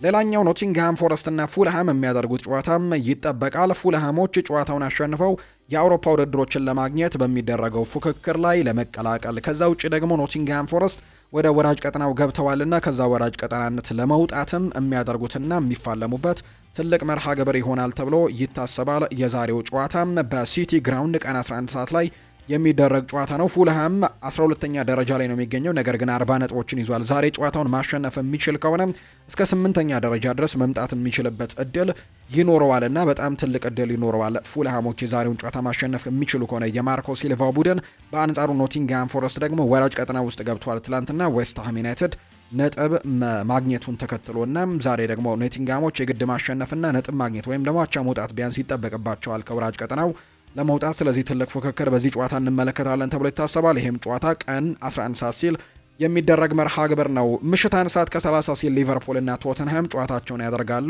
ለቶተንሃም እጅግ በጣም አስጨናቂ ጊዜ እንደሆነም የሚታወቀ ጉዳይ ነው። ዛሬ ደግሞ ከሌላኛው ጠንካራ ቡድን በእርግጥ ባለፉት ጥቂት ጨዋታዎች ላይ ውጤቶች እየቀኑት ባይሆንም ወይም ደግሞ በዚህ ውድድር ዓመት አቋሙም ጥሩ ባይሆንም፣ ነገር ግን ሊቨርፑል ደግሞ ሊቨርፑል ነውና የዛሬው ጨዋታ በጣም አስቸጋሪ ይሆንባቸዋል ተብሎ ይታሰባል ለኢጎር ቱዶሩ ቡድን ቶተንሃም እና ዛሬም ደግሞ በጣም ወሳኝ የሚባሉ ተጫዋቾቻቸውን ይባስ ደግሞ የማያገኙበት እድል እንዳለ ይፋ ተደርጓል። ለምሳሌ ያክል ሮድሪጎ ቤንታንኩር፣ ሉካስ ቤርግቫል፣ ይቪስ ቤሱማ፣ ቤን ዴቪስ፣ ሙሐመድ ኩዱስ፣ ዲያን ኩሊሴቭስኪ፣ ጄምስ ማዲሰን፣ ዊልሰን ኦዳበርት፣ ዣው ፓሊኒሃ፣ ክሪስቲያን ሮሜሮ፣ ደስቲን ኡዶጊ፣ ሚኪ ቫን ደቬን በዛሬው ጨዋታ ላይ የሉም ወይም ደግሞ በቶተንሃም በኩል የማንመለከታቸው ተጫዋቾች ናቸው። በጣም ጥቂት የሚባሉ ተጫዋቾች ብቻ ነው ስኳድ ውስጥ ጭምር መካተት እንደቻሉ የተመለከትነውና በዛሬው ጨዋታ በጣም አስቸጋሪ ይሆንባቸዋል ተብሎ ይታሰባል። እነ ዌይን ማርክ ሩኒ ጭምር ይህንን ጨዋታ ሊቨርፑል 6-0 ነው የሚያሸንፈው የሚሉ አይነት ግምቶቻቸውን ጭምር ሲሰጡ ተመልክተናል። ከዛም ውጭ እነ ጋሪ ኔቭልም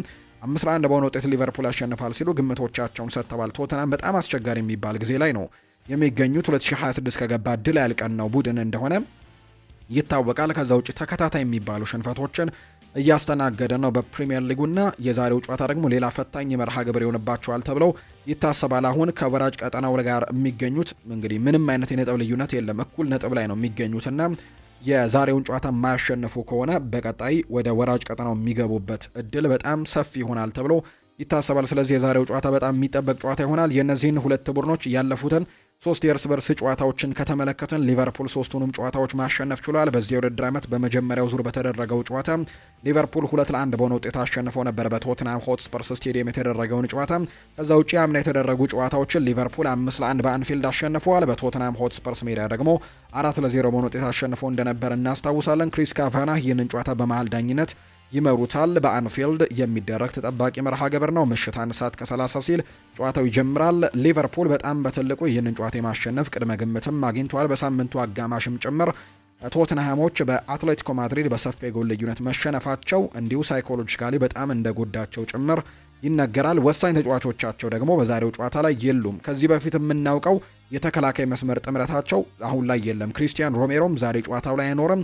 እንዲሁ ሚኪ ቫን ደቬንም በቅጣት ምክንያት በዛሬው ጨዋታ ላይ አይኖርም። ከዛ ውጭ ደግሞ ቡድኑ እንደተከፋፈለ ጭምር ይነገራል። ምክንያቱም አንዳንድ ተጫዋቾች ምናልባት ከወራጅ ቀጠናው ይህንን ቡድን ለማውጣት እየታገሉ ቢሆንም ነገር ግን አንዳንድ የሚባሉ ተጫዋቾች ደግሞ አሁን ላይ እኛ ወደ ፈለግንበት ክለብ ማምራት የምንችልበት እድሉ አለን የሚሉ አይነት ሀሳቦች ጭምር እንዳላቸው የሚያሳዩ መረጃዎች ናቸው እየወጡ የሚገኙትና ለቡድኑ ለመፋለም ብዙም ፍላጎት እንደሌላቸው ጭምር የሚያሳዩ መረጃዎች እየወጡ ነው። የዛሬው ጨዋታ ለቶትናም ሌላ ስቃይ ሊሆን እንደሚችል ጭምር ነው እየተነገረ የሚገኘውና ኢጎር ቱዶርም የመጨረሻ እድል የዛሬው ጨዋታ እንደሆነም እየተገለጸ ይገኛል። ቡድኑን ለመታደግ የዛሬው ጨዋታ ወሳኝ ይሆናል ተብሎ ይታሰባል። ዛሬ የሚደረጉ የፕሪሚየር ሊግ ጨዋታዎችና ትናንትና የተደረጉ መርሃ ግብሮች ደግሞ እነዚህን ነው የሚመስሉት። ውድ ቤተሰቦቻችን ሌሎች ሊጎች ላይ የተደረጉ ጨዋታዎችን ከመመልከታችን በፊት የፕሪሚየር ሊጉን የደረጃ ሰንጠረዥ እንመልከት። 31 ጨዋታዎችን ያደረገው አርሰናል 70 ነጥቦችን በመሰብሰብ አንደኛ ደረጃ ላይ ተቀምጦ ሊጉን እየመራው ይገኛል። ማንቸስተር ሲቲ በ61 ነጥቦች ሁለተኛ ደረጃ ላይ ነው የተቀመጠው። ማንቸስተር ዩናይትድ በ51 ነጥብ ሶስተኛ ሲቀመጥ፣ አስተን ቪላም ተመሳሳይ 51 ነጥቦችን ይዞ አራተኛ ደረጃ ላይ ተቀምጧል። ሁለቱ ቡድኖች እርስ በርስ ዛሬ ይገናኛሉ። ቼልሲ 48 ነጥቦችን ሰብስቦ አምስተኛ ነው። ሊቨርፑልም ተመሳሳይ 48 ነጥብ አለው። ነገር ግን የዛሬውን ጨዋታ ማሸነፍ የሚችል ከሆነ ደግሞ ቼልሲን ማለፍ ይችላል 51 ነጥብ ላይ በመድረስና ስድስተኛ ደረጃ ላይ ግን ተቀምጧል። ሊቨርፑል ኒውካስል ትናንትና ማሸነፉን ተከትሎ ነጥቡን 42 አድርሶ 9ኛ ደረጃ ላይ የተቀመጠበት ውጤት ነው የተመዘገበው። ኖቲንግሃም ፎረስት፣ በርንሌና ወልቨርሃምፕተን ወንደረርስ ደግሞ በግርጌው ላይ የሚገኙ ቡድኖች ናቸው ወይም ወራጅ ቀጠናው ላይ የሚገኙ ናቸው። ከፍተኛ ግብ አስቆጣሪነቱን ኤርሊንግ ብራውት ሃላንድ ነው በ22 ግቦች እየመራ የሚገኘው። ኢጎር ቲያጎ በ18 ግቦች ይከተለዋል። አንቷን ሴሜኒዮ 15 ግቦች ያሉት፣ ዣኦ ፔድሮ 14 ግቦችን አስቆጥሯል። ሁጎ ኤኪቲኬ ከሊቨርፑል እና ቪክተር ዮኬሬሽ ከአርሰናል 11 ግቦችን ያስቆጠሩ ተጫዋቾች ናቸው። የአሲስቱን ደረጃ ብሩኖ ነው የሚመራው 14 አሲስቶች ያሉት። ራያን ሸርኪ 8 አሲስት፣ ኤርሊንግ ሃላንድ 7 አሲስቶች ያሏቸው ተጫዋቾች ናቸው። የዛሬዎቹ ጨዋታዎች ደግሞ ይጠበቃሉ። አሁን ደግሞ ሌሎች ሊጎችን እንመልከት። በጣሊያን ሴሪኤም ትናንትና የሚጠበቁ ጨዋታዎች ነበሩ። ኢንተር ሚላን ትናንትና ነጥብ ጥሏል። በዋንጫ ፉክክሩ ላይ ምናልባት በትልቁ ሰፊ ጋፕ ልዩነት ቢኖርም 7 ነጥብ ልዩነት የነበረ ቢሆንም ነገር ግን ትናንትና ነጥብ መጣሉ ደግሞ በድጋሚ ወደ ፉክክር እንዲገባ ያደርጋቸዋል ተብሎ ይታሰባል። በጣሊያን ሴሪኤ የሊጉ መሪ የሆነው ኢንተር ሚላን ከአታላንታ ጋር ነበር ትናንትና ጨዋታውን ያደረገው። 1-1 በሆናቸው ውጤትም የትናንትናውን ጨዋታ ማጠናቀቅ ችሏል። የኢንተር ሚላንን ብቸኛ ጎል ማስቆጠር የቻለው ፒዮ ኤስፖሲቶ ነው። እንዲሁ ደግሞ ክሪስቶቪች ለአታላንታ ጎል አስቆጥሮ ጨዋታው 1-1 እንዲጠናቀቅ ሆኗል። የሴሪኦ መሪ ኢንተር ሚላን በተከታታይ ጨዋታዎች 3 ነጥብ ማሳካት አልቻለም። ባለፈው ሳምንትም በኤሲ ሚላን መሸነፉን እናስታውሳለን በደርቢ ዴላ ማዶኒና። ትላንትና ደግሞ እንዲሁ ከአታላንታ ጋር ነጥብ ተጋርቶ ነው የወጣው። ኤሲ ሚላን ጨዋታውን ማሸነፍ የሚችል ከሆነ የነጥብ ልዩነቱን ማጥበብ የሚችልበት ወደ 5 ማጥበብ የሚችልበትን እድል አግኝቷል። ኢንተር በ68 ነጥቦች ሊጉን እየመራ ነው የሚገኘው። አታላንታ 47 ነጥብ ነው የያዘው።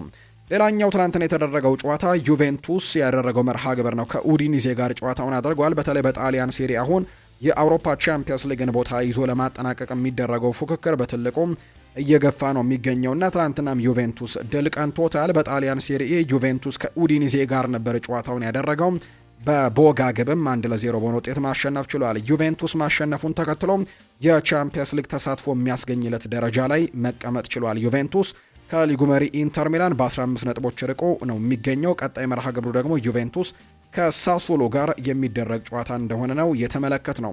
ሌላኛው በጣሊያን ሴሪኤ ትላንትና የተደረገው ጨዋታ ደግሞ ናፖሊ በሜዳውና በደጋፊው ፊት በዲየጎ አርማንዶ ማራዶና ስቴዲየም ከሊቼ ጋር ጨዋታውን አድርጎ ነበር። ጨዋታውን 2-1 በሆነ ውጤትም ማሸነፍ የቻለበት ምሽት ሆኖ ተጠናቋል። ናፖሊ ትላንትና 2-1 በሆነ ውጤት ማሸነፍ ችሏል። ራስመስ ሆይለንድ እና ማቲያ ፖሊታኖ ኳስና መረብን ያገናኙ የናፖሊ ተጫዋቾች ናቸው። በዚህም ጨዋታውን 2-1 በሆነ ውጤት ነው የጣሊያኑ ክለብ ናፖሊ ማሸነፍ የቻለው።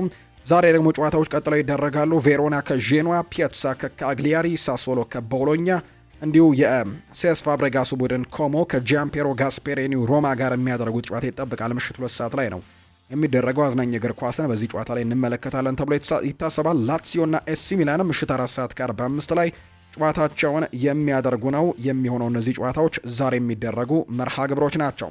በሌሎች ሊጎችም ትላንትና እንዲሁ ጨዋታዎችን ተመልክተናል። ከነዚህ መካከል አንደኛው በጀርመን ቡንደስሊጋ ነው።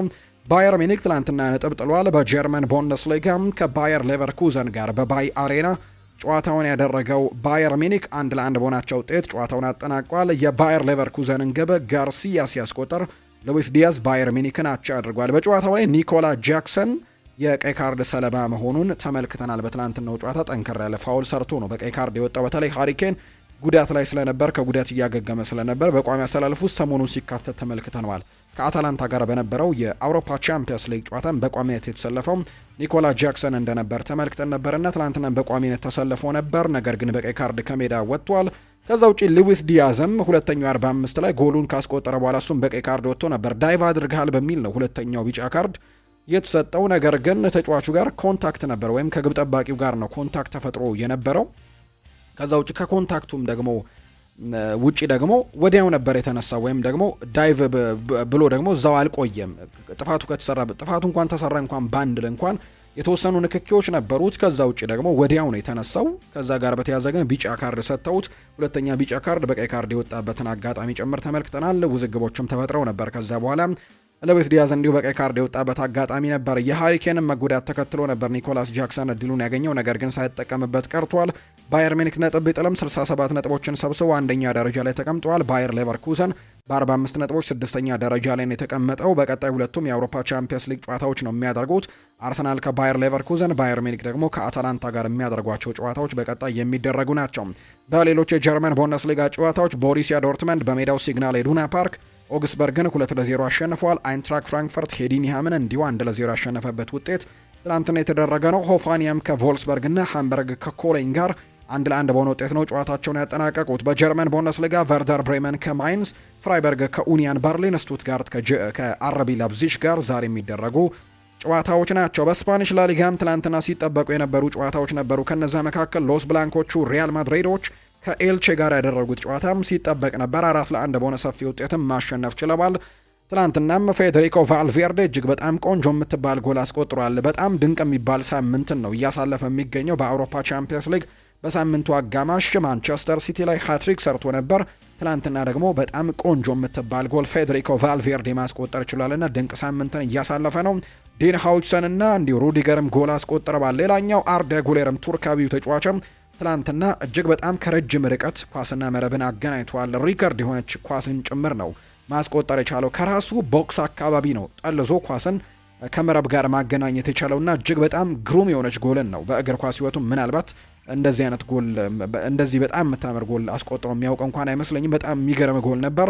ከዛ ውጭ ደግሞ የቡድኑ ተጫዋቾች ጭምር በትልቁን ያሞካሹት የትላንትናው ጨዋታ ላይ በተመለከተ አርዳ ጉለር በጨዋታው ላይ በጣም ከረጅም ርቀት ነው ኳስና መረብን ማገናኘት የቻለበት ጭምር የተመለከት ነውና ከዛ በኋላ የወጡ ቁጥራዊ መረጃዎችን ስንመለከት 68 ሜትር አካባቢ እንደሆነ ይፋ ተደርጓል። በዚህ መሰረትም በላሊጋው ከረጅም ርቀት የተቆጠረው ጎል በመባልም በአንቶኒዮ ሆዜ 2004 ላይ ካስቆጠረው ጎል ጋር ሪከርድ መጋራት የቻለበትን አጋጣሚ ነው የተመለከት ነው የትላንትናው የአርዳ ጉሌር ጎል። በአንጻሩ በሪያል ማድሪድ ታሪክም ላሊጋው ላይ 1995 ላይ ላዛ ከጎሉ 58 ሜትር ርቀት ላይ ጎል አስቆጥሮ ነበርና ከዛ በኋላ ከራሱ የሜዳ ክልል ላይ ያስቆጠረ ተጫዋች ባለመኖሩ ሪከርዱን በ10 ሜትርም አሻሽሎታል አርዳ ጉሌርና በሪያል ማድሪድ ረጅም ርቀት ላይ የተቆጠረ ጎልም እንደሆነ ጭምር ተመልክተናል በሪያል ማድሪድ ተጫዋቾች ዘንድና ትላንትና እጅግ አስደናቂ ጎልን ነው አርዳ ጉሌር ማስቆጠር የቻለው። ለሪያል ማድሪድም 4-1 በሆነ ውጤት ድል እንዲያደርግም እድሉን ሰጥቷል። ዢሮና ትላንትና አትሌቲክ ቤልባውን 3-0 አሸንፏል። አትሌቲኮ ማድሪድ በሜዳው ኤር ዋንዳ ሜትሮፖሊታኑ አሬና ሄታፌን 1-0 አሸንፏል። ሪያል ኦቪዬዶ ደግሞ ቫሌንሲያን 1-0 ያሸነፈበት ውጤትም ትላንትና የተመዘገቡ ናቸው። ዛሬ በስፓኒሽ ላሊጋ ማዮርካ ከኤስፓኞል ጋር ይጫወታል። ባርሴሎና ምሽት 12 ሰዓት ከሩብ ሲል በካምፕኑ ሲቪያን የሚገጥምበት ጨዋታ ይደረጋል። ሪያል ቤቲስ እና ሴልታ ቪጎ፣ ሪያል ሶሴዳድ እና ኦሳሱናም የሚያደርጓቸው ጨዋታዎች ዛሬ ነው የሚደረጉት። የአውሮፓ ሊግ የመጨረሻው ዳሰሳችን የሚሆነው ፍሬንች ሊግ ዋን ነው። ሎሪዮ ከሌንስ ጋር ሎሪዮ 2-1 አሸንፏል። ከዛ ውጪ ኒስ አንጀርስን 2-0፣ ሞናኮም በተመሳሳይ ብሬሽተን 2-0 ያሸነፉበት መርሃ ግብር ትላንትና የተደረጉ ናቸው። ዛሬ ደግሞ ስትራስቡርግ ከአዲስ አዳጊው ፓሪስ ኤፍሲ ጋር ጨዋታውን ያደርጋል። ፓሪስ ሳን ዠርሜን ዛሬ ሊያደርግ የነበረው የፓርክ ደስ ፕሪንሱ ጨዋታ ከናንተስ ጋር የነበረው ጨዋታ ለሌላ ጊዜ ተራዝሟል። ምክንያቱም በሳምንቱ አጋማሽ የአውሮፓ ቻምፒየንስ ሊግ ጨዋታ ስለሚያደርጉ ረፍት እንዲያደርጉ ታስበው ነው። ሊሃርቬ ከሊዮን፣ ሜትስ ከቱሉስ፣ ሬንስ ደግሞ ከሊል ጋር ዛሬ የሚያደርጓቸው የፍሬንች ሊግ ዋን መርሃ ግብሮች እንደሆኑ ነው የተረጋገጠው። የመጨረሻው የሊግ ዳሰሳችን የሚሆነው የሳዑዲ ፕሮ ሊግ ነው የሚሆነው። አልናስር ትላንትና ድል ቀንቶታል ያለ ክሪስቲያኖ ሮናልዶ ጨዋታውን እያደረገ ቢሆንም ነገር ግን ትላንትና ድል ቀንቶታል። 5-0 በሆነ ሰፊ ውጤት ነው ማሸነፍ የቻለው። አልሐምዳን እንዲሁ ያህያ፣ ዣኦ ፌሊክስ እና አንጀሎ ጋብሪኤል ግቦቹን ያስቆጠሩ ናቸው። ዣኦ ፌሊክስ ትላንትና 2 ጎሎችን ነው ማስቆጠር የቻሉት። በዚህም አልናስር ማሸነፉን ተከትሎ በደረጃ ሰንጠረዡ ላይ አሁንም መሪነቱን አጠናክሮ የቀጠለበትን ውጤት ነው ማስመዝገብ የቻለው። ትላንትና በሳዑዲ ፕሮ ሊግ በተደረገ መርሃ ግብር አሁን ደግሞ ክለቦችን የተመለከቱ ስፖርታዊ ጉዳዮችን ወደ እናንተ እናደርስ። ማንቸስተር ዩናይትድን እንመልከት። ማንቸስተር ዩናይትድ በክረምቱ እጅግ አስገራሚና እጅን በአፍ የሚያስጭን ዝውውር ለማከናወን ዝግጅቱን እንደጨረሰን የተነገረው ፕሮጀክቱ ኤላይት ብራንድ የተሰኘም ስያሜ የተሰጠው ሲሆን የወቅቱ በከፍተኛ ደረጃ ብቃት ላይ የሚገኙ ተጫዋቾችን ለማምጣት ያለመ ዝውውሮችን እያቀዱ እንደሆነ ነው መረጃዎች እየወጡ የሚገኙትና በቀጣዩ የዝውውር መስኮት በትልቁ እንቅስቃሴዎችን እንደሚያደርጉ ነው የሚጠበቀው። የርገን ክሎፕ ስለ ብሩኖ ይናገራል። እኔ ብሩኖ ፈርናንዴዝ የ2025-26 የውድድር ዓመቱ የሊጉ ምርጡ ተጫዋች ነው ሲል ይናገራል። ሰዎች ትኩረት ሊያደርጉ የሚችሉት በቁጥራዊ መረጃዎች ላይ ሊሆን ይችላል፣ ነገር ግን ማንቸስተር ዩናይትድ ላይ ያለው ተጽዕኖ እጅግ ከዛ የላቀ ነው። አንድ ተጫዋች በየሳምንቱ ቡድኑን ያለማቋረጥ ተሸክሞ መጓዝ ከቻለ ያለምንም ጥርጥር ወርልድ ክላስ ተጫዋች መሆን የሚችለው እሱ ብቻ ነው ሲልም ጭምር ነው የተናገረው። ማንቸስተር ዩናይትድ ማርክ ካሴዶን ከባርሴሎና ለማስፈረም ስለ ተጫዋቹ የዝውውር ሁኔታን ባርሴሎናን አነጋግሯል የሚሉ መረጃዎችም ሙንዶ ዲፖርቲቮ የተባለ የመረጃ ምንጭ ይፋ አድርጓል። ባርሴሎና ትልቅ ተስፋ ለተጣለበት ወጣት አማካይም 50 ሚሊዮን ዩሮ አካባቢ የሚያቀርብ ከሆነም ተጫዋቹ የሚቀርብለት ከሆነ ተጫዋቹን ለመልቀቅም ሊያጤኑበት እንደሚችሉ ነው ይኸው የስፔን የመረጃ ምንጭ ሙንዶ ዲፖርቲቮ መረጃውን ያጋራው። በክረምቱ የዝውውር መስኮት እስከ 10 የሚደርሱ ተጫዋቾች ማንቸስተር ዩናይትድን ይለቃሉ ተብሎ ነው የሚታሰበው። የእያንዳንዱ ውል ደግሞ የሚጠናቀቅ ሲሆን በተጨማሪም ደግሞ ማንቸስተር ዩናይትድ ለሌሎች ተጫዋቾችም የሚቀርቡ የዝውውር ጥያቄዎችን ለመቀበልም ዝግጁ ናቸው። ዩናይትድ የሚጠበቅባቸውን ያክል ብቃት ማሳየት ያልቻሉትን እንደ አንድሬ ኦናና፣ አልታይ ባይንደር፣ ሜሰን ማውንት፣ ጆሹዋ ዘርክዚ፣ ራስመስ ሆይለንድ እና ማኑኤል ኡጋርቴን ለመሸጥም ፈቃደኞች ሊሆኑ ይችላሉ። ካሴሜሮ፣ ጄደን ሳንቾ እና ታይለር ማላሲያ ደግሞ እንዲሁ ክረምት ላይ ኮንትራታቸው መጠናቀቁን ተከትሎ ክለቡን የሚለቁ ናቸው። በተጨማሪ ማርከስ ራሽፎርድ ወደ ባርሴሎና ያደረገው የውሰት ዝውውር ወደ ቋሚነት የሚቀየርበት እድልም አለ። ስለዚህም ወደ 10 የሚጠጉ ያክል ተጫዋቾች ከማንቸስተር ዩናይትድ ጋር በክረምቱ ይለያያሉ ተብለው ነው የሚጠበቁት። ኒማንያ ማቲች ስለ ማንቸስተር ዩናይትድ ፈታኝ ጊዜያትም አስተያየቱን ሰጥቷል። በመጀመሪያ ተርታ ላይ የሚገኝ የተፈጠረባቸው ጫና ነው። ዩናይትድ በወቅቱ በእንግሊዝ ውስጥ ብቸኛው ባለጸጋ ወይም ብቸኛው ጠንካራ ቡድን እንዳልነበር ለብዙዎቻችን ለመቀበል አስቸጋሪ ነበር። እዚያ በነበርኩበት ወቅት ጨዋታውን ለመቀየር ኳስ ወደ ኋላ ስመታ ደጋፊው ቅሬታውን ሲገልጽ ያስተውላለሁ። በኦልትራፎርድ ደጋፊው ቅሬታ ካሳየ ደግሞ ወጣት ተጫዋቾች ላይ አሉታዊ ተጽዕኖ ሊያሳደር ይችላል። በሌላ በኩል የክለቡ ባለቤቶች ከደጋፊው አስተሳሰብና ፍልስፍና ጋር እየተጣጣሙ አልነበሩም ብዬ ነው የማስበው። እንደ ማርኬቲንግ ባሉ ሌሎች ጉዳዮች ላይ ከመጠን በላይ ያተኩሩ ነበር። እኛ ተጫዋቾችን እንኳን በሳምንት 2 ሰዓት ያክል ነው ለማርኬቲንግ ስራ እናጠፋ የነበረው ሲል ነው የተናገረው። ይህን የተናገረው ደግሞ የቀድሞ ማንቸስተር ዩናይትድ ተጫዋች የነበረው ኒማንያ ማቲች ነው። ማይክል ካሪክ ማንቸስተር ዩናይትድን በቋሚነት ማሰልጠን ይገባዋል ብሏል። ማይክል ኦውን ሲናገር የቀድሞ ማንቸስተር ዩናይትድ አማካይ የነበረው ማይክል ካሪክ በተጫዋችነት ለማንቸስተር ዩናይትድ 464 ጨዋታዎችን ያደረገ ሲሆን ባለፈው ጥር ወር ደግሞ ሩበን አሞሪምን ተክቶ የዩናይትድ ጊዜያዊ አሰልጣኝ ሆኖ መሾሙን እናስታውሳለን። የ44 ዓመቱ አሰልጣኝ በኃላፊነት ከመጣ በኋላ ካደረጋቸው 8 ጨዋታዎች 6ቱን ያሸነፈ ሲሆን ክለቡን በፕሪሚየር ሊግ ከ6ኛ ደረጃም ወደ 3ኛ ደረጃ ከፍ እንዲል አድርጎታል። ከ2009 እስከ 2012 በኦልድ ትራፎርድም ከካሪክ ጋር አብሮ የተጫወተው የቀድሞ የዩናይትድ እና የእንግሊዝ አጥቂ የሆነው ማይክል ኦውን ካሪክ ወደ ክለቡ መረጋጋትን መልሷል፣ ሰዎች የአሰልጣኝነት ስራው ሊሰጠው ይገባል የሚለውን ሀሳብ ሲጠራጠሩ ስመለከት በጣም ይገርመኛል ሲልም ነው የተናገረው። ዘ ዌይን ሩኒ በተባለው ሾው ላይ የተናገረው ማይክል ኦውንም ማንቸስተር ዩናይትድ ከሰር አሌክስ ፈርጉሰን በኋላ ላለፉት 12 ዓመታት ዝነኞችንና የተመሰከረላቸውን አሰልጣኞች በሙሉ ሞክሯል። ለመጀመሪያ ጊዜ ቡድኑ ጥሩ መጫወት ሲጀምር ውጤት ሲመጣና ደጋፊው ደስተኛ በሆነበት በዚህ ወቅትም በውድድር ዘመኑ መጨረሻ 3ኛ ደረጃን ይዞ ቢጨርስ እንኳን እናመሰግናለን ግን አንፈልግህም ሊሉት ነው ወይ? ይህ እንዴት ሊሆን ይችላል ሲልም ነው ማይክል ኦውን የሚጠይቀው። ከዚህ ቀደምም ካሪክን ያደነቀው ዌይን ሩኒም በማይክል ኦውን ሀሳብ እንደሚስማማ ነው የገለጸው። ለዩናይትድ ደጋፊዎች የፈርጉሰን ዘመንን እንዲቀምሱ አድርጓቸዋል። በማንቸስተር ዩናይትድ ያለ ሁሉም ሰው ማይክል ካሪክን ይወደዋል።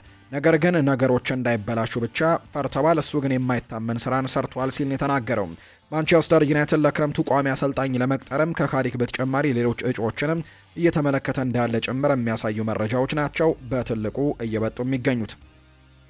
ማይክል ካሪክ ከአስተን ቪላ ጋር ለሚደረገው ጨዋታም ስላለው ዝግጅት አንዳንድ ነገሮችን አንስቷል።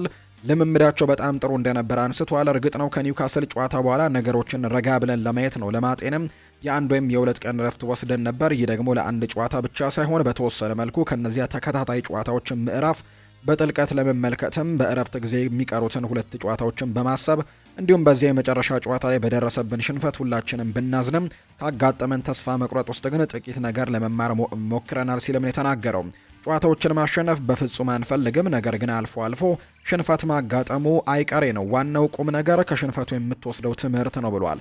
አንዳንዴ ነገሮችን ጠለቅ ብለህ መመርመር ይኖርብሃል። ሌላ ጊዜ ደግሞ እስካሁን በርካታ ጥሩ ነገሮችን እየሰራን ነበር ብለህም ታስባለህ። በዚህ ሊግ ውስጥ ብዙ ቡድኖች ሊያሸንፉ እንደሚችሉ በቅርቡ የታዩ ውጤቶች ያረጋግጣሉ። ስለዚህ ነገሩን ሚዛናዊ በሆነ መንገድም ማየት ያስፈልጋል። በአሁኑ ወቅት በጥሩ ሁኔታ ላይ የምንገኝ ይመስለኛል። ከስህተታችን ለመማር ራሳችንን ዳግም ለማነቃቃትና አዲስ ጅማሮን ለማድረግም አመቺ ወቅት ላይ ነን። ልጆቹም በዚህ ሳምንት ድንቅ ልምምድን ሲያደርጉ ስለቆዩ ወደ ሜዳ ለመግባትም ከፍተኛ ጉጉት ላይ ይገኛሉ ሲል የተናገረው ሜሰን ማውንት በትንሹም ቢሆን ከቡድኑ ጋር ልምምድ ጀምሯል። ከቡድኑ ጋር አብሮ ደግሞ ለኛ ደግሞ ትልቅ ደስታ ነው አሁን ላይ ከኛ ጋር መሆኑ። እዚህ ከመጣን ጊዜ ጀምሮ ረጅም ቢሆንም ሜሰን ግን በሚያሳዝን ሁኔታ ገና በጅማሮ ላይ ነበር ጉዳት የገጠመውና አሁን ግን ስለተመለሰ ለቡድናችን ትልቅ ነገሮችን ማበርከት ይችላል ብለን እናስባለን ያለው። በእኔ እምነት እነሱ በጣም ጠንካራ ቡድን ያላቸው ከአሰልጣኝ ኡናይ ኤምሪ ጋርም ረጅም ጊዜ አብረው የቆዩ ናቸው። የቡድን አወቃቀሩ ጥንካሬውና አጨዋወት ዘይቤውን በሚገባ ማየት ይቻላል። ይህም በውስጣቸው የሰረጸ መሆኑን ነው የምመለከተው።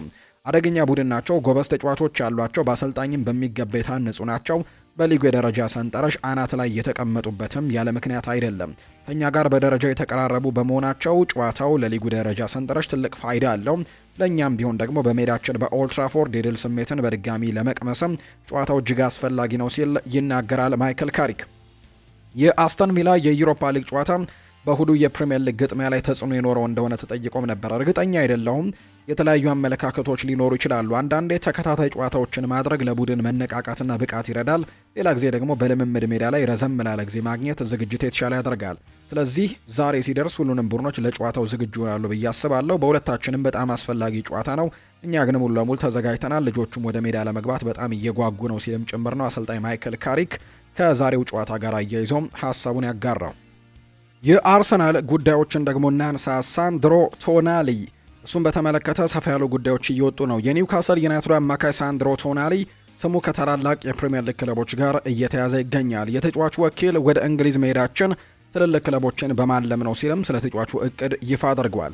ከተጫዋቹ ፈላጊ ክለቦች መካከል አርሰናል እና ማንቸስተር ሲቲ በቀዳሚነት ሲጠቀሱ ማንቸስተር ዩናይትድም ይገኝበታል። ቶናሊ በቀጣይ አርሰናል፣ ሲቲ ወይስ ዩናይትድ ሊያመራ ይችል እንደሆነ የተጠየቀው ወኪሉ ወደ እንግሊዝ የሄድንበት ዋናው ዓላማችን ትልልቅ ክለቦችን መቀላቀል ነው ብሏል። ቶናሊ ኮከብ ተጫዋች ማድረግ ነው ዓላማችን ያለው ወኪሉም እሱ አሁንም ቢሆን በዓለም ከፍተኛ ዋጋ ያለው ጣሊያናዊ ተጫዋች ነው ሲልም ይገልጸዋል።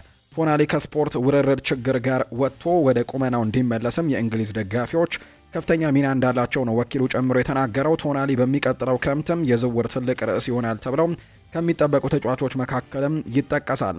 እንደ ዘገባዎቹ ከሆነ ቶናሊ በቀጣዩ የክረምት የተጫዋቾች የዝውውር መስኮት ወደ አንዳቸው ትልልቅ ክለቦች ሊያመራ የሚችልበት እድል በጣም ሰፊ እንደሆነ ነው መረጃው የወጣው። ሌላኛው አንደርስ ሊምፖር ቡካዮ ሳካ ከሃምስትሪንግ ቀዶ ጥገና በኋላ ወደ ቀድሞ ብቃቱ ለመመለስ ጊዜ እንደሚያስፈልገው ነው የሚናገረው።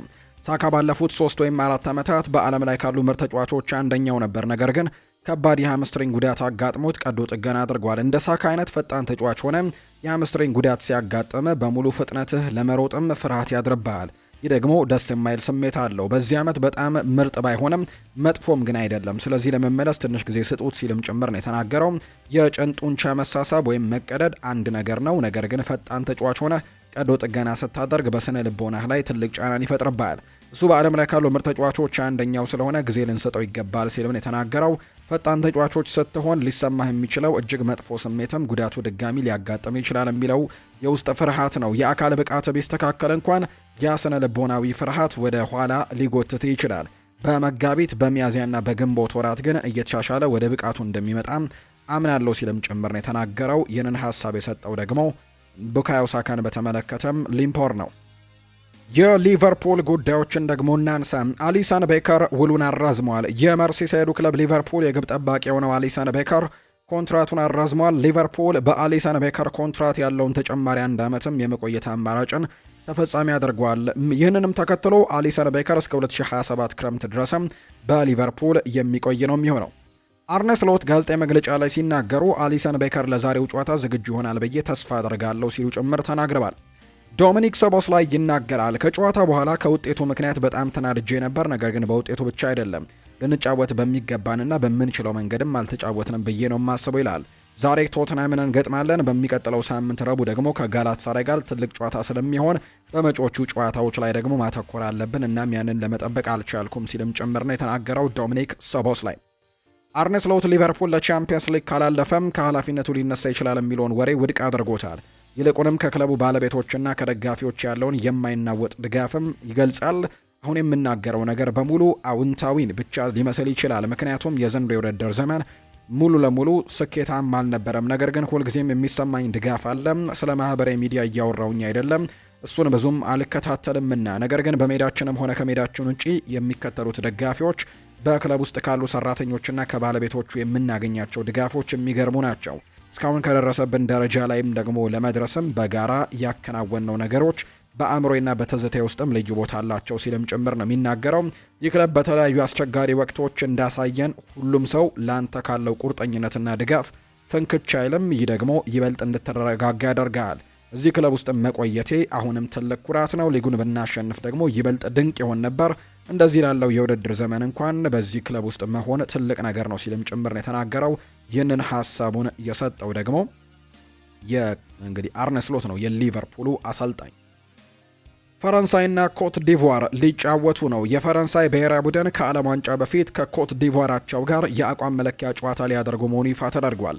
ስለ ጨዋታው አስተያየታቸውን የሰጡት የፈረንሳይ እግር ኳስ ፌዴሬሽን የሆኑት ፊሊፔ ዲያሎ ጨዋታው የሁለቱ ሀገራት ወዳጅነት አካል ነው ብለውታል። ሁለቱ ብሔራዊ ቡድኖች ከዚህ በፊት በ3 አጋጣሚዎች ሲገናኙ ሁለቱን ፈረንሳይ አሸንፋ በቀሪው አቻ ተለያይተዋል። ፈረንሳዊው ዴዘሬ ዱዌ በጨዋታው ኮት ዲቮራዊ ወንድሙን ጉዌላ ዱዌን ለመጀመሪያ ጊዜ በተቃራኒው የሚገጥም ይሆናል። ጨዋታው ግንቦት 27 2018 ዓ.ም በፈረንሳይ ናንተስ እንደሚደረግ ነው መረጃዎች እየወጡ የሚገኙት። የተወደዳችሁና የተከበራችሁ ቤተሰቦቻችን ለዛሬ ያዝንላችሁ አዳዲስ ስፖርታዊ ጉዳዮቻችን እነዚህን ነው የሚመስሉት። ስላደመጣችሁን፣ ስለተከታተላችሁን፣ ቆይታችሁን ከኛ ጋርም ስላደረጋችሁ እጅግ ከልብ አድርገን እናመሰግናለን። ፉአድ ባህሩ የዛሬውን ፕሮግራም እየመራው ከእናንተ ጋር ቆይታን አድርጌያለሁ።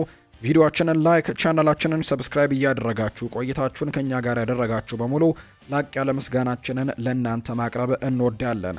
የዛሬው ፕሮግራማችን ይህንን ይመስል ነበረ። በቀጣይ ፕሮግራሞቻችን ሌሎች ርዕሰ ጉዳዮችን ይዘን ዳግም ተመልሰን የምንገናኝ ይሆናል። ሀሳብ አስተያየቶቻችሁን ጻፉልን።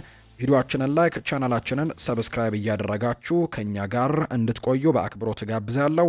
መልካም ጊዜ፣ መልካም ቀን እንዲሆንላችሁም ነው በአክብሮት የምመኘው ነው።